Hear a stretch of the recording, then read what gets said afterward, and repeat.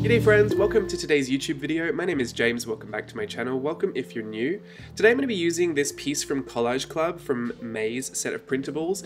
I've just taken it and put it on a US letter-sized sheet in Photoshop and printed it out on my inkjet printer, which is a Canon MX922, just onto regular copy paper, and now I'm using Liquitex matte medium to glue it down.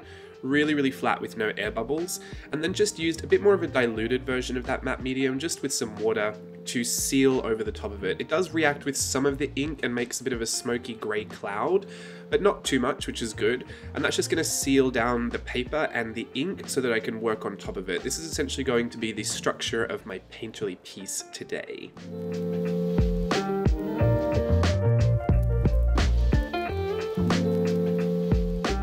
My first step was to lay these colors out onto this paper mixing palette. It's kind of a slick coated mixing palette. It's 50% gray as well, so it's a really nice even mid-tone, so you can really see the tonal value of the colors that you're picking.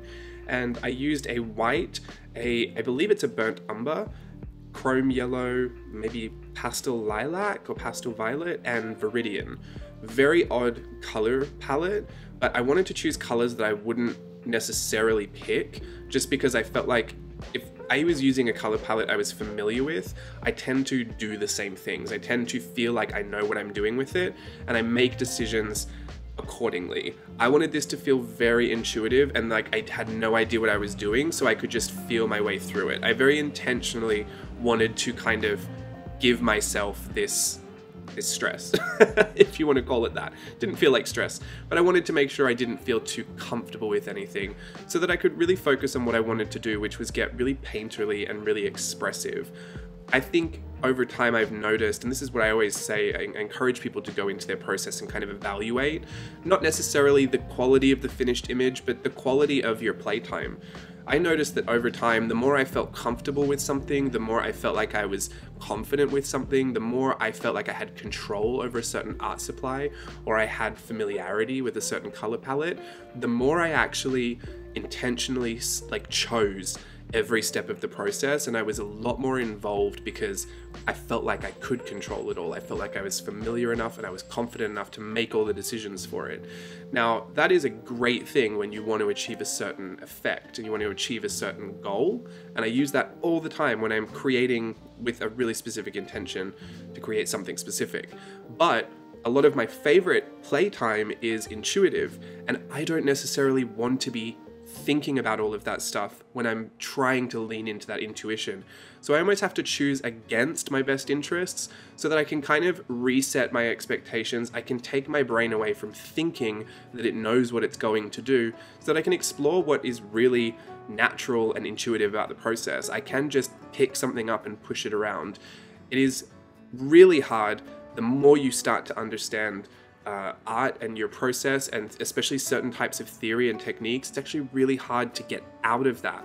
And so this is just some of the stuff that I do to help myself feel like I'm not in control of it, so I feel like I'm not actually going to try and control most of it. And I can just really lean into what I feel like doing rather than what I think I should be doing. So I will choose a really random color palette that I don't often work with, or even just put a few different colors in there, a few different mediums in there that I don't typically work with. And I'll also use supplies, or possibly techniques, but mostly supplies that I might not feel comfortable with. Something I haven't used in a while, something that maybe is a little bit odd. For a paintbrush, if I'm going to paint something like this and I want to feel really intuitive, I won't choose a small brush that's really capable of a lot of detail, because if I did, then I would start putting all the detail in. My brain would start working overactive again. So for the first part of this process anyway, I kind of set myself up for that, and I really just wanted to push stuff around the paper. It felt really good to do it.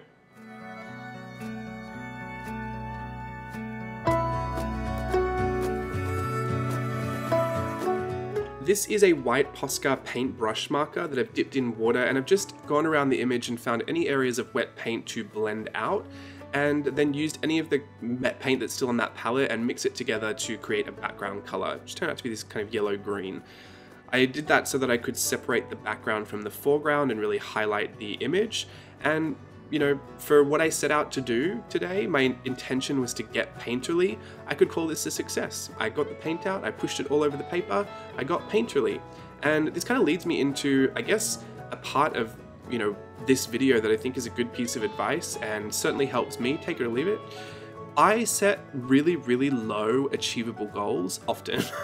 Like, really low expectations on myself. I have really achievable intentions. Like when I go to sit down to do something, my intention is really not often more than have a good time, which is pretty open, so I always feel like I kind of achieve it. And then, you know, my expectation is not usually set to anything new or exciting or showing a good level of skill. My expectation is, again, usually that I just have a good time doing it, that I feel like it was a good use of, you know, my 15, 20, 30 minutes. So I set that bar really, really low, and for a good reason. It's just motivating. It's really motivating to feel like you achieve goals often. And so the more I set that are really easy, the better I get to feel about myself achieving them all the time. It's just a really nice, motivating kind of momentum cycle that you can get yourself on. So it seems pretty crazy, and you know, it's not even the first time I've heard this said before, but give it a go. If you're someone that kind of lacks motivation a lot, or you find yourself giving up on a lot of things because your expectations are just never met, I say just try it. Lower them, almost completely eliminate them, set the smallest, most achievable goal. If it is open my journal, scribble over 2 pages, that can be done in the most simplest sense, and you can say, well, I did it. Oh, at least I did it. It's at least worth feeling like I did it. You know what I mean? How many times have we left a situation where we've been doing something that we actually just feel worse off for doing it? When in reality, the only reason is because we're judging it up against the intention that we might have, you know, we didn't know we had, or the expectation that was a little unchecked that made us feel like we had to achieve more than we did. And, you know, speaking from a lot of personal experience here, I just find it so much more motivating to have really simple, achievable, easy goals that I hit often. I find that to be the most motivating. So I could have stopped once this was all painted and not detailed anything. It certainly had an aesthetic appeal to me, but it just didn't look finished. And because I felt like, oh good, I was painterly, good for me, I was already in a good mood. I just kept detailing it because I was curious to see what it looked like finished. I didn't have to, I could have just stopped it there. And so what I often find is that when you do feel that sense of accomplishment and that sense of achievement, albeit it might be really minor over a lot of different, you know, little sessions of arts and crafts, when you do start to feel that constantly, you are just naturally going to keep doing it because you are feeding into that cycle of feeling good about yourself, which oftentimes is the complete opposite of this, you know, really starving artist, beat down, hard on yourself artist. Like that narrative I've always hated. I've always challenged that narrative that you had to be in some kind of chaos to be able to produce good art. I really don't think that. I mean, art's subjective, highbrow, lowbrow, blah, blah, blah. But I'm just going to encourage you to do it. If you've never tried it before, I'm typically someone that negatively motivates, like uses a lot of scare tactics on myself to push myself to do things. But when I am feeling healthy, I like to employ this technique of next to no expectations and really achievable goals. It produces some really wonderful results.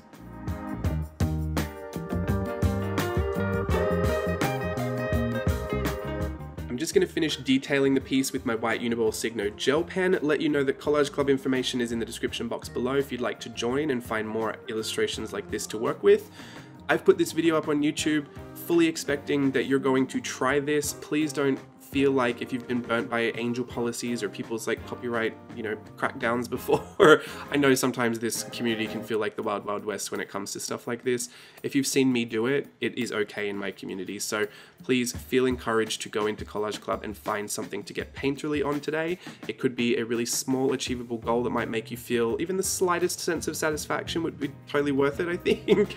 And yeah, this is technically called a transformative work. We took the original, we've completely transformed it, and I actually love seeing people do this, especially with those Collage Club pieces, because all those sketchy ones, like I rarely ever finish those, so it's really nice to see your creativity, your imagination imparted on top of it. It feels like a nice little collaboration that we can do, and I'm always fascinated with the final result and seeing what you would do that I necessarily probably wouldn't do, and seeing what that is. I just feel like it's just really fun. So feel encouraged today. Hopefully you can achieve something that makes you feel good.